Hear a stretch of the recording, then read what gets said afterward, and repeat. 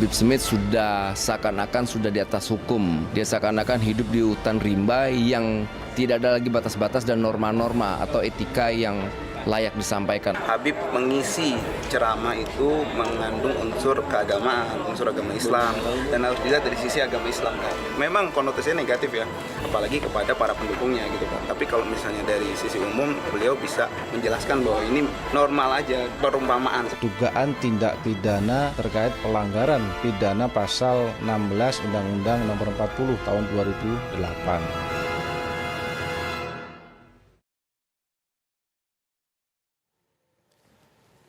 Selamat malam pemirsa, malam hari ini kami ajak Anda untuk mendengarkan diskusi dari para narasumber yang berkisar tentang ucapan atau ceramah seorang ulama. Ketika berbicara, ulama menyampaikan hal-hal yang bagi sebagian orang sebuah kebenaran, tapi bagi yang lain sebuah hal yang mungkin bisa menyakiti hati, menyakiti seorang, yang mungkin juga katanya bisa membuat banyak orang jadi benci. Itu sebabnya kemudian Habib Bahar menjadi tersangka. Apakah masyarakat kita mudah telinganya panas, ataukah memang ucapan itu memang harus direm sedemikian rupa sehingga kemudian semua pihak bisa mendengarkan sebuah kebenaran di sana? Kami akan diskusikan, tapi Anda bisa mendengarkan tayangan kami berikut ini tentang peristiwa ini, tentang kasus ini yang kemudian menjadi sebuah kasus tersangka bagi Habib Bahar bin Smith.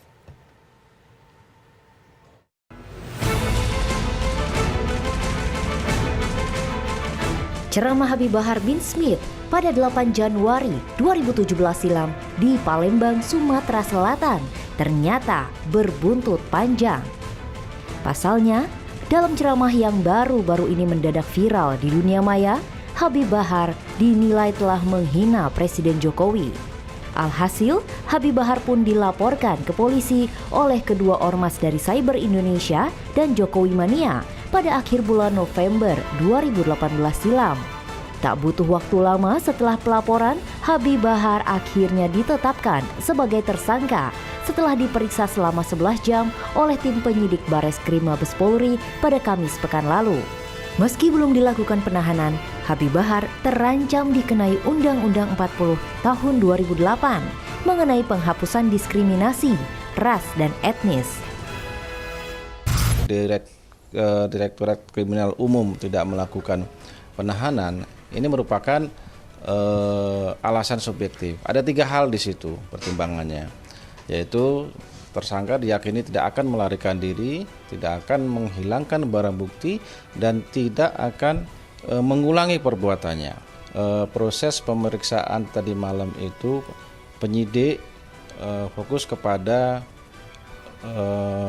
penyidikan dugaan tindak pidana terkait pelanggaran pidana pasal 16 Undang-Undang Nomor 40 Tahun 2008, penghapusan diskriminasi berdasarkan ras dan etnis. Itu fokus pemeriksaannya. Hasilnya beliau ditetapkan jadi tersangka seperti itu.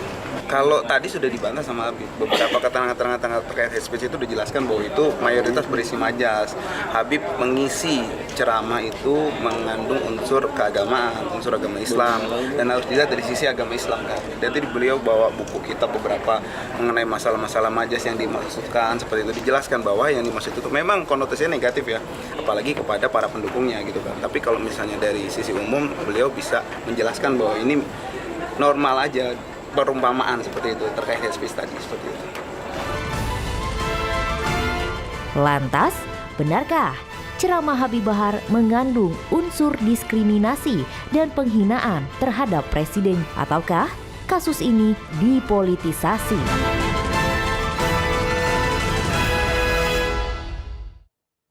Narasumber sudah berkumpul di sini. Memang kalau Anda terlihat, lihat luas di sini, 2 di sebelah sini dan 1 di sebelah sini. Bukan 2-1, tapi 1 lagi masih menunggu, yaitu Saudara Farhad Abbas, politisi PKB, yang akan kami ajak siaran dari epicentrum. Belum terlihat di layar, tapi sudah ada di sini Bung Noel dari Jokowi Mania yang melaporkan Habib Bahar bin Smith. Terima kasih telah bersama kami. Ada Bung Egy Sujana, politisi dari PAN, kemudian ada juga Bung Aziz Januar, pengacara dari Habib Bahar Smith. Terima kasih telah bersama kami. Saya mau dengarkan dulu laporan dari Bung Immanuel Ebenezer. Anda melaporkan itu telinganya begitu tipis atau ada hal lain yang ingin disampaikan pada publik? Gini, Kita melaporkan ada beberapa dasar ya. Pertama, dasarnya adalah pernyataan-pernyataan atau diksi-diksi yang disampaikan oleh Bahar Smith ini mengandung ujaran kebencian. Pertama itu. Kedua, juga ada diksi di mana dia coba menyampaikan kata-kata yang tidak pantas berkaitan dengan ras. Baik, soal Cina. diksi. Soal diksi, boleh ditayangkan di layar kita. Soal diksi, ini pilihan kata soalnya. Kami Pilihan akan tunjukkan kata. pada Anda yang bisa dijelaskan oleh Bung Noel Ebenezer tentang hal ini. Nah ini, kalau ketemu Jokowi ini maksudnya Pak Presiden gitu, kamu buka Iya. celananya, jangan-jangan ada haid di sana dan sebagainya. haid. Baik, ini yang Anda sebut sebagai sebuah kebencian sebelah mana itu? Ini bukan soal kebencian lagi. Dia seorang ulama, dia harus paham yang namanya haid itu hanya untuk perempuan, bukan untuk laki-laki. Pertama itu. Kedua, ketika dia bilang Jokowi banci, apa alasan dia menyampaikan Jokowi itu banci? Sedangkan Jokowi itu sampai detik ini, dia pria yang punya istri yang cantik dan menghasilkan anak 2 laki-laki 1 perempuan. Dan itu terbukti sampai detik ini. Secara fisiologis dia seorang pria. secara biologis sudah terbukti. Lalu kenapa pernyataan itu ada? Nah kalau dia seorang ulama, dia menistakan Tuhan hari Baik. ini. Ini sekali Dia lagi menistakan yang Tuhan, kemudian dia menistakan dia sebagai seorang ulama. Tidak pantas. Oke. Yang soal ras, mari kita lihat tayangan berikut ini. Ini soal ras. Kita tayangkan ada tulisan soal Cina dan sebagainya. Bisa kita lihat lagi? Ini yang soal Jokowi. Bisa kita tayangkan ulang? Soal Cina itu bagaimana menurut Anda lihat? Karena ini bisa menimbulkan arti yang lain. Saya janji memakmurkan, menyejahterakan rakyat. Setelah jadi rakyat mana yang makmur, rakyat mana yang sejahtera. Yang makmur Cina, yang makmur perusahaan-perusahaan asing, yang makmur orang-orang kafir, yang makmur perusahaan-perusahaan barat. Kita pribumi Indonesia menjadi budak. Jadi yang mana menurut Anda? Diksi Cina itu jelas. Apa urusannya dengan Cina? Dia tidak menyebutkan sebuah negara, tapi dia menyebutkan sebuah ras. Itu loh. Apa urusannya mau orang sejahtera di Republik ini dilindungi undang-undang kok selama cara dia mendapat kesejahteraan itu dengan cara yang terhormat, tidak korup dan sebagainya, tidak merampas hak orang lain. Yang kita tidak nyaman ya pernyataan seperti ini. Oh dia seorang ulama, dia harus menyampaikan hal yang sejuk dong, yang sejuk, yang terhormat, yang membuat umat itu senang, nyaman. Kalau seandainya Bahar Smith ini mau jadi politisi, fair dong. Jangan berkamuflase di balik agama. Kata Cina kalau diartikan sebagai bahwa itu biasa saja karena memang juga ada yang Cina, ada Jawa, ada Barat. Apa menurut Anda itu memang harus seperti itu? Saat penyampaian itu didasari oleh kebencian. Bagi Anda itu orang, bukan Iya, negara, bukan ras. kebencian orang, Ya, gitu, atau ras atau sebuah suku atau budaya. baik. Bung Aziz, Anda bisa berkomentar tentang 2 tuduhan tersebut tentang Pak Jokowi, tentang kemarahan terhadap ras, gitu ya, kebencian terhadap ras. Ya, yang pertama saya jelaskan bahwa terkait ras tadi ya, itu ada potongan. Setelah itu ada lagi beberapa kata-kata mengenai perusahaan-perusahaan dan juga negara-negara disebut. Ada Amerika. Baik, sambil ditayangkan lagi nanti ya. Baik, silakan. Situ ada Amerika disebutkan, terus ada Rusia disebutkan juga, dan Cina juga disebutkan. Jadi konteksnya ke situ. Negara, Ya, betul. bukan ras Bukan ras. perorangan, Dan terkait dengan proses hukum juga ini sudah ditegaskan di BAP. Itu yang pertama tadi. Lalu yang kedua perihal Maaf, di BAP mungkin publik belum mengerti semuanya. Di BAP ada. di pemeriksaan polisi situ dijelaskan bahwa yang dimaksud Cina itu apa. Oke. Dijelaskan kan Pak Habib Joko. Bahar mengatakan Iya, Cina itu calon ada negara. lanjutannya memang.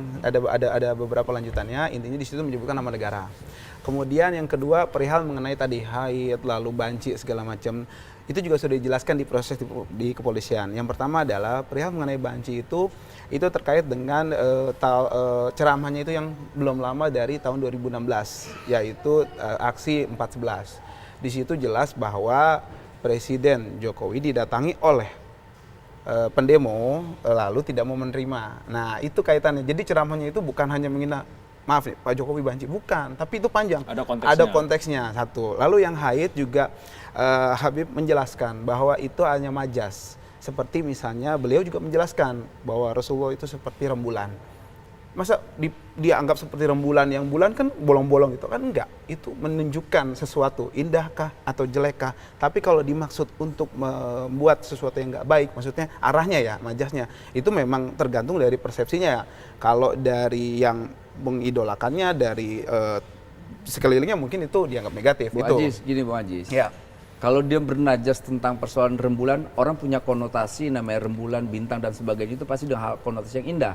Betul. Lalu bagaimana ketika dia bilang Jokowi itu banci? Tadi Nggak, kan Anda jujur, kata-kata banci itu negatif atau positif? memang negatif. Sudah, Tapi yang itu penting bukan ada akun hinian. itu. Tapi itu bukan dimaksud hinaan Jokowi itu semacam yang tadi yang kelaminnya 2 segala macam. Itu menurut saya terlalu naif ya. Itu sih kita bisa Bagaimana maksud Anda?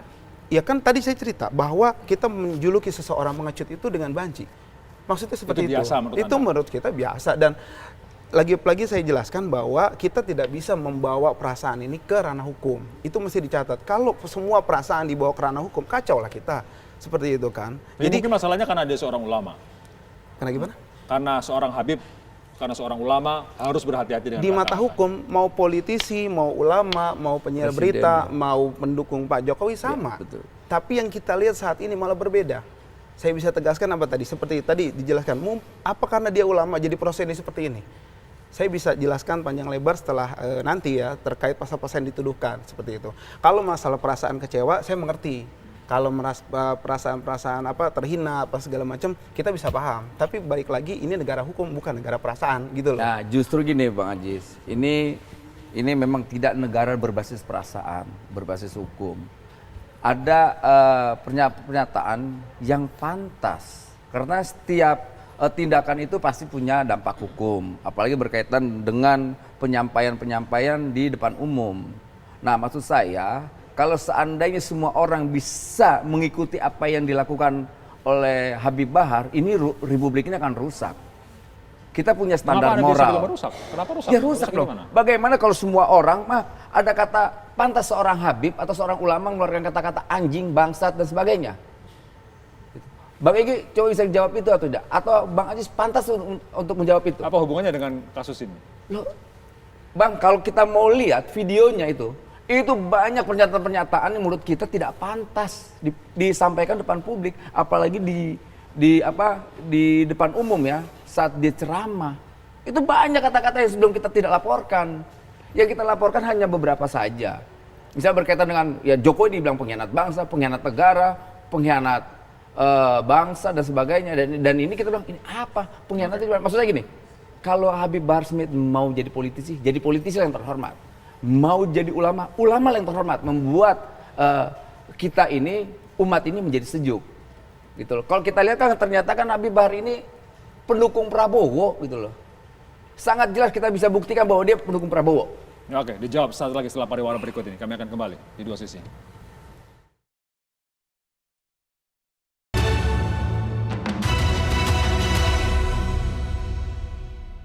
Saya maksudkan bukan orang kafir yang ada di Indonesia. Oke. Ya. Tetapi makanya kan situ lihat rentetannya. Saya bilang perusahaan-perusahaan asing. Betul. Saya Ya. bilang Barat. Saya bilang Cina. Maksudnya Cina di sini juga adalah negara Cina. Negara Cina. Negara Cina. Ya. Negara Cina. Sebab kalau mau bilang saya anti sama Cina, saya punya abah itu punya perusahaan di Manado. Abah saya tidak memberikan kepercayaan kepada orang-orang, maksudnya kepada yang lain Ya. untuk menjalankan itu perusahaan. Justru abah saya kasih kepada orang Tionghoa yang ada di sana. Bahkan dari kecil sama saya itu orang. Di situ maksud saya negara Cina. Berapa banyak perusahaan-perusahaan, saya bilang perusahaan-perusahaan Cina. Negara kafir di sini orang-orang negara-negara luar yang menyerang saudara-saudara Islam di Palestina, di Afghanistan.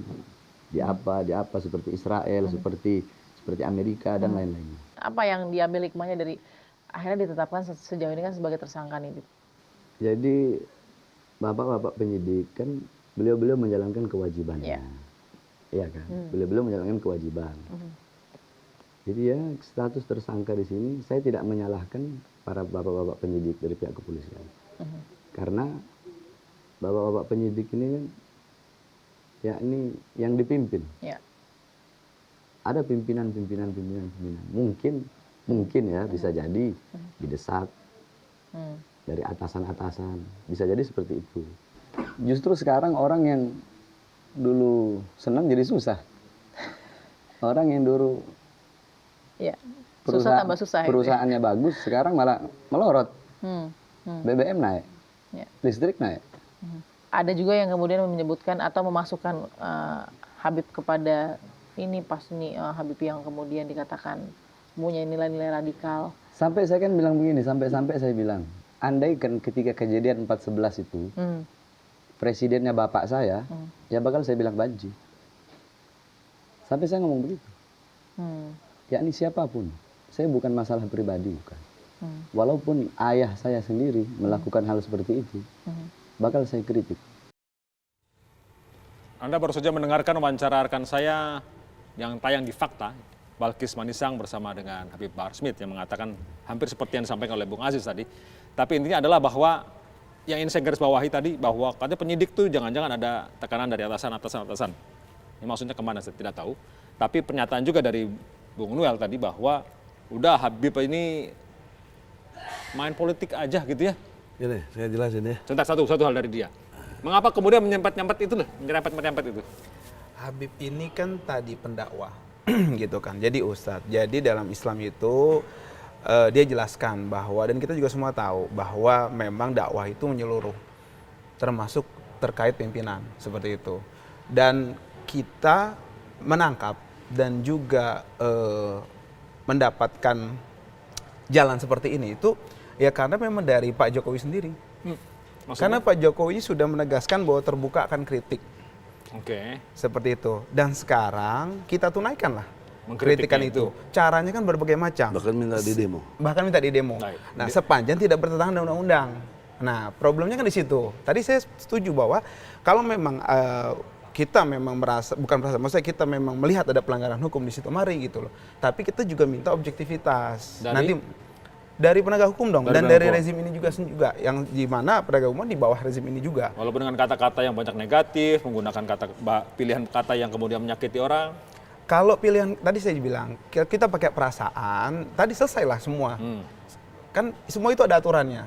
Nah, makanya tadi saya jelaskan bahwa apa yang dikatakan oleh Habib Bahar Smith dalam terkait laporan ini itu secara hukum itu janggal kalau mau proses lebih lanjut. Tapi kalau kecewa, saya setuju. Saya setuju bahwa pendukungnya kecewa, begitu juga tadi, dan saya juga keberatan ketika tadi dikatakan masalah politik gitu, karena konteksnya Habib mengatakan demikian itu terkait dengan kepemimpinan saat itu, seperti itu. Dibawa kemudian Habib misalkan sampai harus ke pengadilan karena kasus ini. Sebentar, dan waktu itu tahun 2016 itu belum ada capresnya siapa itu belum ada. Jadi kecuali kalau Bung Noel tadi ini bisa memprediksi ke depan gitu. Nah, itu menurut saya masuk akal gitu kan. Tapi ini di konteks, makanya saya cerita 2 tahun yang lalu seperti itu kan, dan dibawa sekarang ini ada apa gitu kan. Gini, itu Bung Ajis.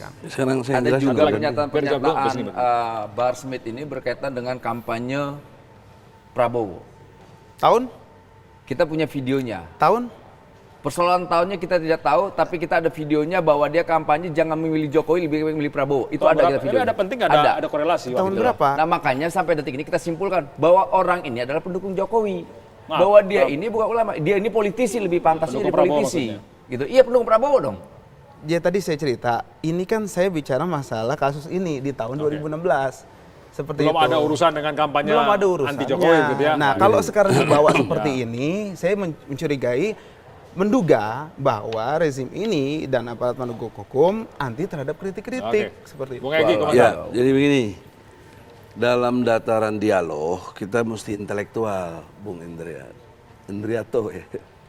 Intelektual itu menurut Anda ini tidak intelektual nih? Enggak, saya mau kasih batasan-batasan supaya kita ini masuk kategori intelektual, ilmiah lah. Jadi nggak debat kusir nantinya. Pertama, harus dijaga objektivitas. Walaupun di situ sudah berpihak Jokowi, kita berpihak Prabowo, nggak boleh nggak objektif. Betul. Karena bahasan harus objektif. Yang kedua, pembahasan harus sistematis. Nggak boleh istilahnya tidak tertib soal waktu mesti jelas. Nah, Soal video tadi. ya, kemudian dalam perspektif yang ketiganya, kalau sudah objektif, kemudian sistematis, harus ada sikap toleran. Kalau dia benar, walaupun dia junior saya, dia benar, saya ikut. Nah, tapi sebaliknya, kalau saya benar, jangan lihat senior, tapi karena objektivitas. Oke. Jelas ya? Lari kemana nih? Maksudnya, ini penting buat antum nanti ke depan kalau dialog tuh begitu gitu loh. Nah, sekarang poinnya adalah kaitan dengan hukum, ada satu peristiwa yang secara hukum itu terlompati oleh Adinda ini. Ini sohib kita ini, dulu istrinya kader kita juga. Ya itu jadi dalam pengertian peristiwa yang dilompati adalah satu peristiwa tentang legalitas dalam pengertian legal standing. Legal standing. Nah, dia nggak punya legal standing. Apa legal standing dia? Nggak ada. Urusannya apa dia sama urusan ini? Jadi dia tidak berhak untuk tidak berhak mengadu. Nah, yang berhak mengadu adalah Jokowi sendiri. Kalau konteks konstruk hukum. Nah, di mana konteksnya Jokowi yang harus mengadu? Karena dia yang merasa terhina. Karena pasal penghinaan presiden itu saya yang cabut dulu 2006. Saya yang cabut waktu ribut sama SBY. Ya, udah nggak ada pasal penghinaan presiden itu, udah nggak ada. Jadi menurut ajas legalitas pasal 1 ayat 1 KUHP tidak bisa seorang dipidana kalau tidak ada hukum yang mengaturnya. Nah, juga tadi soal pengaduan, nggak ada legal standing. Mestinya polisi tidak melayaninya karena nggak ada legal standing. Nah, yang kedua, yang berhak untuk mengadu adalah Jokowi menurut pasal 74 ya, Anda lihat tadi.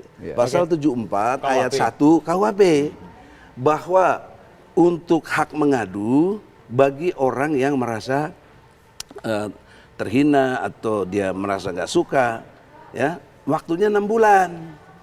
Nah, kalau orang itu ada di luar negeri, waktunya 9 bulan. Nah, persoalan seriusnya adalah ini kan kejadiannya 2016, 2 tahun lalu. Maka persoalan seriusnya waktu kalaupun udah lewat waktunya. Kalaupun Jokowi yang mengadu, udah tidak bisa. Nah, tapi persoalan seriusnya kenapa diterima? Nah, itu satu. Lanjutnya lagi belum selesai nih, Bos. Dari tadi kita diam aja. Ini ilmu hukum. Supaya nanti akan ada konsep tahu diri yang benar gitu loh. Kemudian sisi lain, banyak kasus-kasus yang kaitannya Cina ya. Jelas anak-anak masih muda itu, si Cina itu juga kan katanya dia menghina Jokowi ini jongos. Betul-betul dihina sama tuh anak tuh. Ya, ada kasus tapi pada tahun nggak dipersoalkan. Ya. Kemudian banyak kasus-kasus yang kita sudah laporkan nggak diproses. Jadi persoalan diskriminatif, siapa yang diskriminatif di sini? Nah, ini yang harus kita sebagai penegak hukum, saya sisi lain sebagai politisi ya, tapi saya ini lawyer. Lawyer itu penegak hukum menurut undang-undang. Maka kalau saya yang nangani ini, saran kepada lawyernya ini, tidak bermaksud ngajar ini Adinda ya. Ini ditolak ini mestinya. Nggak ada urusan, nggak ada legal standing. Berarti ada 2 hal. Pertama, dia harus menjawab soal legal standing. Yang kedua, soal polisi, mengapa harus menerima? Ya. Mengapa harus dan bisa yang memberikan... ketiganya Jokowi, kenapa nggak melapor selama 6 bulan? Kita Nah, ini udah 2 tahun, nggak sah lagi. Ya, kita masih menunggu seorang Farsad Abbas yang akan bisa muncul bersama-sama dengan kita. Tampaknya masih ada persoalan di lalu lintas sehingga belum muncul. Mudah-mudahan setelah pariwara berikut kita akan bisa mendengarkan pernyataannya berkaitan dengan hal yang disampaikan seorang lawyer, walaupun dia sekarang ada di PAN, sebagai seorang lawyer, ada pijakan hukumnya tentang hal tersebut. Dan juga Bung Noel akan ngomong soal legal standing. Sesaat lagi setelah pariwara berikut ini.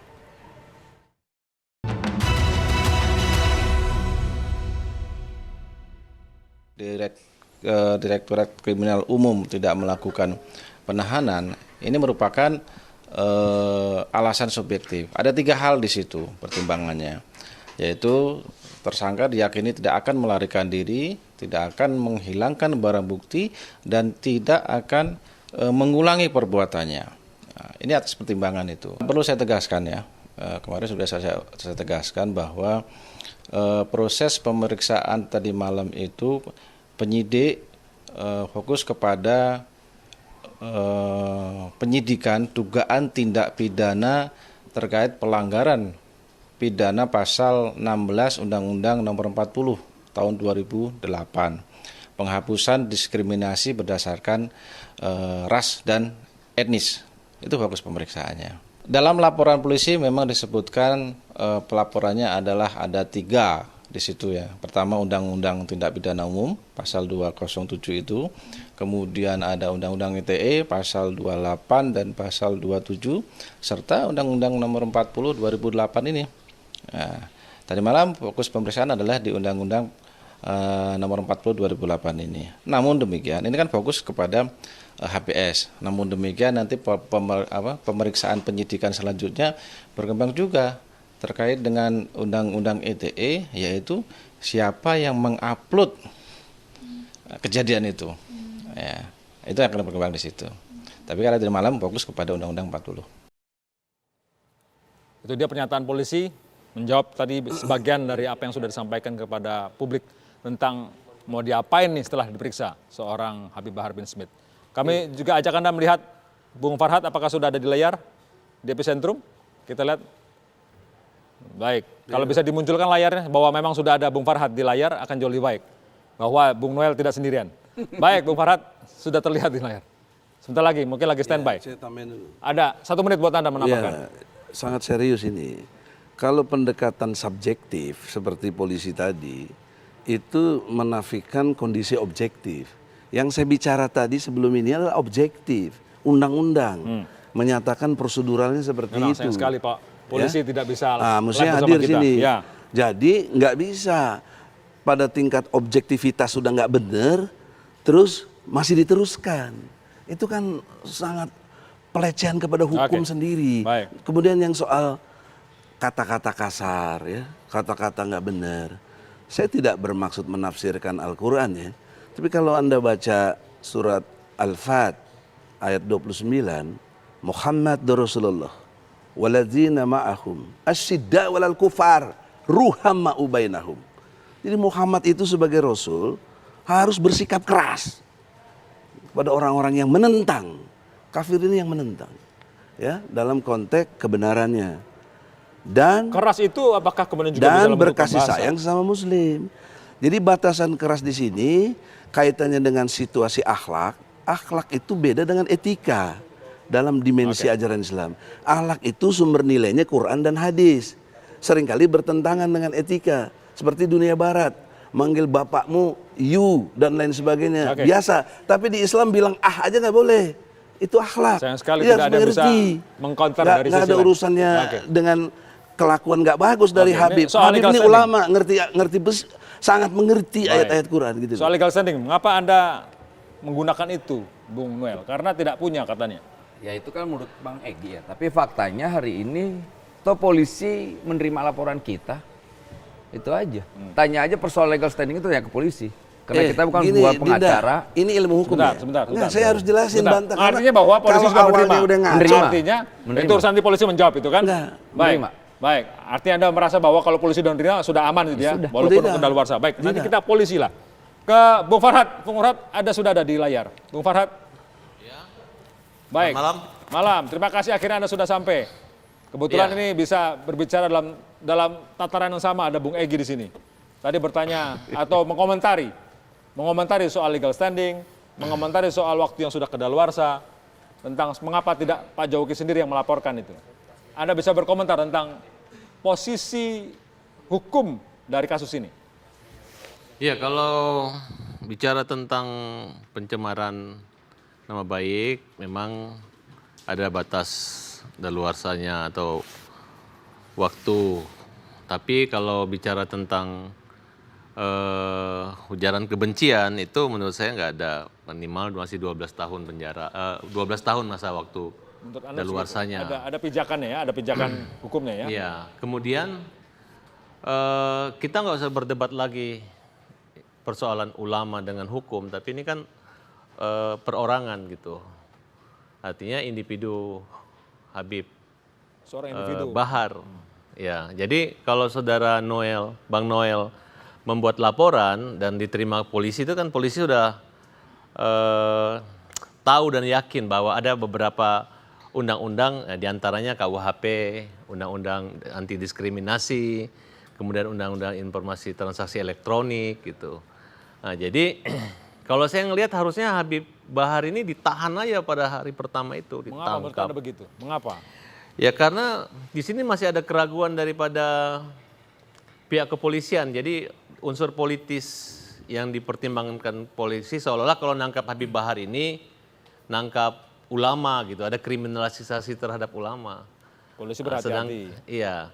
Jadi kita ini contoh yang saya alami, menghina Ahmad Dhani aja kita hampir masuk penjara, apalagi menghina presiden gitu. Jadi yang saya alami ini loh gitu. Jadi saya ini kan juga alumni 212 sebenarnya. Cuman kemarin saya nggak hadir di alumni 212 karena memang diarahkan ke politis hanya mendukung calon presiden, seolah-olah kalau saya hadir di 212 nanti saya seolah mendukung Pak Prabowo seperti itu. Padahal Dan berteman dengan Bang Egy gitu maksudnya. Ya, sama Bang Egy senior. Nah, jadi kalau kalian tanya ke pengacara yang dukung Pak Jokowi, itu pasti kalau putus. Ya, Bung Farhad. Kalau kalian bertanya kepada, sorry agak putus teleponnya ke saya, Silakan, tapi saya terus. lanjutkan Ya. terus. Kalau bisa Bisa telepon mendengar. kembali. Kalau bertanya kepada pengacara yang mendukung Pak Jokowi.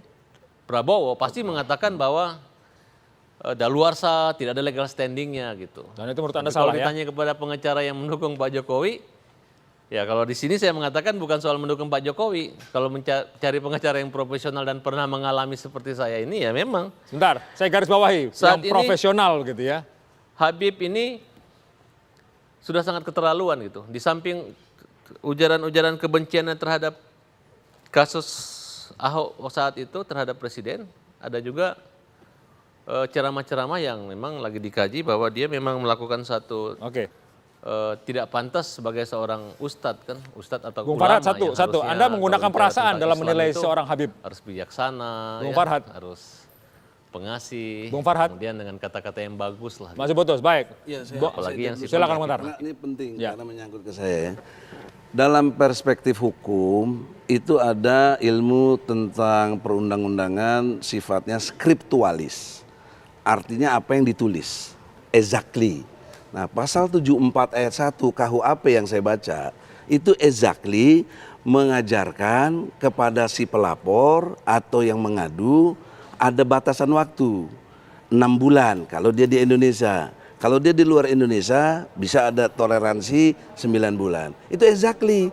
Nah, sementara Adinda Farhad berpendapat kalau untuk Ujaran kaitannya kebencian. ujarannya nggak ada batasan waktu. Mana hukumnya? Tadi saya tanyakan itu. Nggak ada.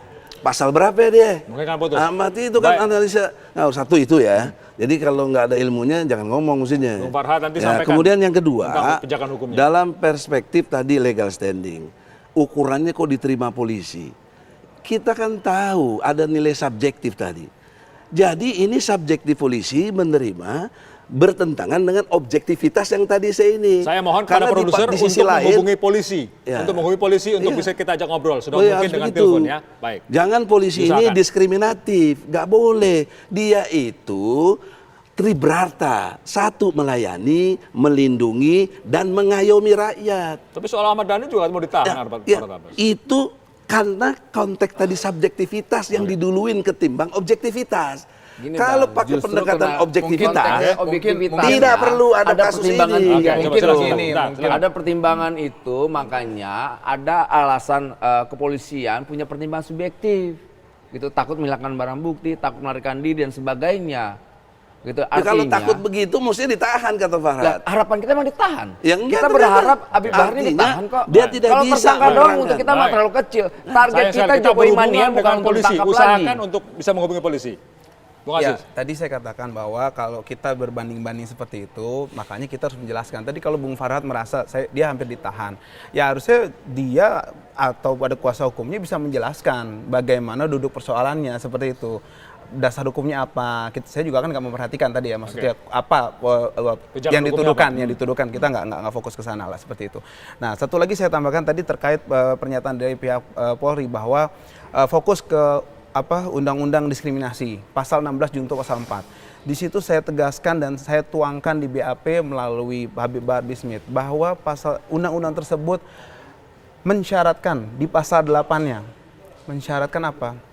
Mensyaratkan harus mensyaratkan adanya rekomendasi dari Komnas HAM terkait individu yang melakukan Ada rekomendasi Komnas HAM. sebagai fungsi pengawasan. Artinya apa? Kalau kita memang mau menegakkan hukum secara menyeluruh dong, seperti itu. Jadi artinya apa? Di situ jelas di undang-undang tersebut fungsi pengawasan dari Komnas HAM diabaikan. Itu minta kepada polisi ya? Sudah kita minta. Polisi kemudian beralasan bahwa waktu kasusnya kasus Alfian Tanjung itu tidak perlu. Saya katakan bahwa waktu kasus Alfian Tanjung kita mengemukakan di situ. Tapi hakim menegaskan itu harus di pihak kepolisian. Artinya pihak polisi harus aktif untuk tersebut. Bung Farhad? Bung Farhad? Ya. Ada pertanyaan dari Bung Egy, pijakan hukumnya apa untuk urusan 12 yang tahun? tertulis, yang Untuk tertulis.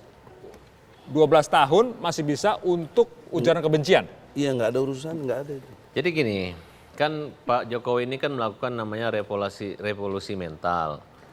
Nah, revolusi mental ini kalau hanya sekedar ini situasional, ini posisi ini, ya itu kan seolah-olah ada kiai lagi menguji mentalnya Pak Presiden kita.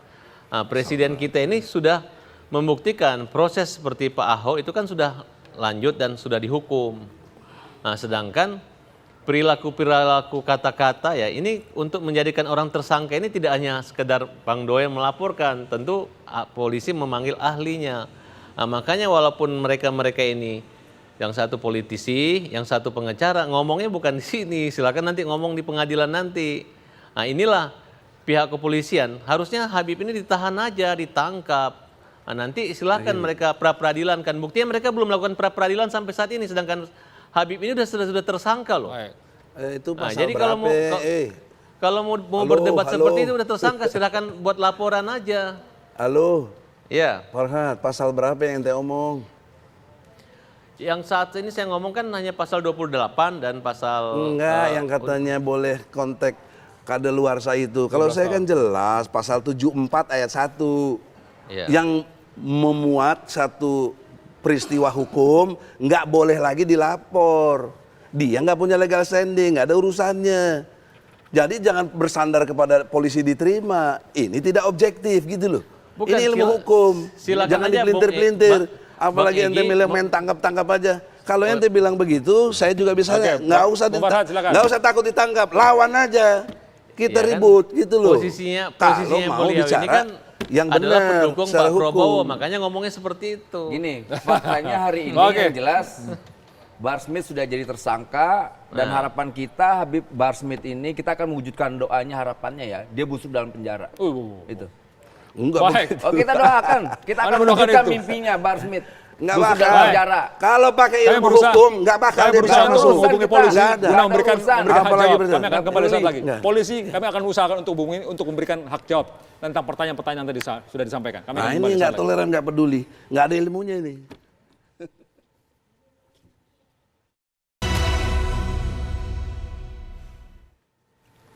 Pemirsa, sekarang kami mau tayangkan beberapa komentar dari politisi tentang kasus Habib Bahar bin Smith. Yang kita tayangkan berikut ini. Ini dia, seorang Fadlizon mengatakan bahwa kasus Ahmad Dhani ini Anda bisa balapan membacanya. Kasus Ahmad Dhani dan Habib Bahar belakangan ini melengkapi penindasan terhadap hak sipil. Ini Fadlizon, Wakil Ketua Umum Partai Gerindra. Bagaimana dengan berikutnya? Dari Muhammad Guntur Romli, ini seorang caleg PSI, pelapor ceramah Habib Bahar bukan majas tapi adu domba. Pelapor titik 2, ceramah Habib Bahar bukan majas tapi adu domba. Adu domba Sarah kok disebut majas. Cari alasan yang cerdas dikit dong ya kan Bib. Ini tentang di Edkan Muanas, ini adalah baik, berikutnya adalah Mustafa Narawardaya dari Calegpan, temannya Bung Egy. Habib Bahar masuk penjara berarti ganti presiden semakin nyata. Ini maksudnya apa ini? Siapa Bung dia Mustafa. Mustafa Narawardaya. Satu lagi dari Ruth Stompul, Habib Bahar bin Smith ceramah agamanya keterlaluan. Percayakan polisian sebagai Kamtipmas mengambil langkah yang tepat menyelesaikan kasus ini. Sayang sekali beberapa pejabat tinggi polisi untuk bisa berbicara dalam dua sisi belum berhasil kami hubungi dan tidak bisa memberikan statement tentang pertanyaan mengapa polisi mengambil alih kasus ini dengan beberapa hal yang dicatat negatif oleh Bung Egy karena tidak ada legal standing, karena kasus sudah lewat dan sebagainya. Closing statement dari para narasumber. Bung Farhad, sebaiknya menurut Anda kasus ini bagaimana? Anda bilang ini harus ditahan. Sedemikian seriuskah menurut Anda? Padahal kalau nggak salah hukumnya nggak sampai 3 tahun kalau tidak salah. 5 tahun. 207 itu enggak sampai. 207? Satu tahun 7 bulan. Hanya 1 tahun 7 bulan. 5 Komentar tahun. Bung Farhad terakhir. Ya kan ada pasal-pasal pengecualian dan itu merupakan hak subjektif daripada pihak kepolisian ya. Jadi ini memang orang-orang seperti ini harus dihajar aja gitu karena sangat keterlaluan gitu. Kalau menurut saya kayak Bang Egy juga kalau berdebat dengan kita jangan seolah kayak sok pintar kayak ilmu, kan Bang Egy dulu pernah didakwa menghina SBY juga kan. Kalau nggak minta maaf juga kan tetap ya di penjara, makanya dikasih percobaan gitu. Nah jadi sama aja mau bilang itu bahwa Bang Noel pelapor bodoh. Terus mau bilang bahwa kita yang berkomentar tidak punya ilmu gitu. Padahal polisi itu ya hanya silahkan salurkan suara melalui upaya hukum pra-peradilan gitu kan. Kalau memang benar kan selesai, hilang kasus tersangkanya Oke, gitu. Bung Farhad. Bung Egy, Kira-kira. komentar terakhir. Ini dulu lah, saya terakhir. Anda dulu. Oh, begitu. Karena sudah dibilang langsung. Ya jangan soal gitu. komentar-komentar kita ini ya, itu kan harus memang berdasar ilmu gitu loh. Dalam Islam itu ilmu imamu amal. Amal kita itu dipimpin oleh ilmu. Ya kalau memang nggak ada ilmunya yang bagaimana? Maksud Anda gimana? Nah, oleh karena itu konteks yang sekarang ini secara objektif tinjauan hukum ya boleh saya berdebat. Mestinya dilalui dulu peraturan Kapolri nomor 14 tahun 2012 pasal 15. Apa? Gelar perkara untuk menentukan tersangka. Ini kan nggak ada. Sebentar sekali, cepat Tapi hak sekali. subjektif polisi menurut Anda? Nah, oleh karena itu di dalam konteks proses ini menurut hemat saya secara ilmu hukum, bukan menurut Egy Sujana, ilmu hukum ini nggak benar gitu loh. Maka harusnya nggak dipersoalkan. Apalagi Jokowinya juga nggak mempersoalkan. Dia nggak melapor. Pra-peradilan. Nah, Ya, dijawab oleh peradilan Bung Aziz. itu untuk apa ditemu orang awalnya nggak benar begini kok. Silakan, Jadi saya pelapor. kira demikian. Nah untuk Pak Harmitsnya sendiri, saya kritik Pak Harmits. Ngapain kok membusuk di penjara? Lawan. Ngapa membusuk di penjara? Lawan. Silakan, Manuel terakhir. Kalau seandainya pernyataan Bang Egy tidak berilmu dan sebagainya, faktanya hari ini polisi sudah melakukan gelar perkara, kemudian ada proses melalui proses-proses yang ada di standar kepolisian sampai orang diajukan sebagai tersangka. Harapan kita bahkan bukan tersangka, kita sedikit kecewa, tapi walaupun kita menghargai langkah-langkah kepolisian, harapan kita Habib Bahar Smith ini masuk penjara dan busuk dalam penjara. Kita akan mewujudkan harapan dan cita-citanya dia busuk di dalam penjara. Nah, ini ujaran kebencian. Loh, ini. jangan kebencian apa? Kita kan dukung Ini doanya, kebencian kita, itu. kita dukung harapannya. Ya. Kebencian Ya, itu. jadi gini, Justru itu yang kebencian itu. Enggak ada kita benci. Kita akan mewujudkan doanya. Orang Jadi- itu doanya dia kok. Jadi gini, kita Bukan dia doa. saya jelaskan Makanya saya saranin jangan begitu. Lawan. saya jelaskan ini. Kita ini di sini menjelaskan proses dari sisi hukum yang memang itu diketahui dan memang ada di undang-undang. Tadi saya jelaskan dan ini sudah kita tuangkan, sudah kita sampaikan kepada pihak kepolisian. Tapi ini kita sampaikan supaya pihak masyarakat juga tahu, bisa melihat secara proporsional masalah ini. Tadi sudah dijelaskan bahwa pasal 207 itu sekali lagi itu delik aduan, bukan delik umum. Jadi tidak bisa dibawa-bawa tadi siapa itu udah ngawur lah. Yang kedua Undang-Undang ITE pasal 45 junto 28. 28 itu nggak ada di Undang-Undang 19 2016. Artinya apa? Secara administrasi catat. Jadi menurut Anda sebaiknya lepas saja gitu? Dan nggak memenuhi ITE, dia yang mengupload. Oke. Yang terakhir ujaran kebencian, saya jelaskan. Itu di pasal 8-nya Undang-Undang 40 tahun 2008 harus ada rekomendasi dari Komnas HAM. Oke. Pasal 8 huruf B. Kalau nggak terima lapor lagi aja ini, yang ngelaporin. Ya makanya nanti kita lapor balik. Kalau lapor balik gimana? Ada dasarnya Gini, pasal kalau 220. mereka melaporkan balik itu kan hak hukum mereka, Iya, hak konstitusi boleh. setiap Oke. warga negara lah. Cocok. Tapi kita jujur aja, Bahar Smith ini kalau mau jadi tim sukses sekalian. Jangan ragu-ragu, Oke. jangan malu-malu. Terima Kan kasih. saya Ini dua jujur, sisi. saya jadi Bung tim Farhad, sukses terima kok. kasih di sana. Itu Terima loh, kasih kayak komentarnya. Bung Egy juga jadi tim Baik, sukses. 01 lawan 02. Kita lihat nanti pada 17 April. Terima kasih. Selamat malam. Sampai jumpa.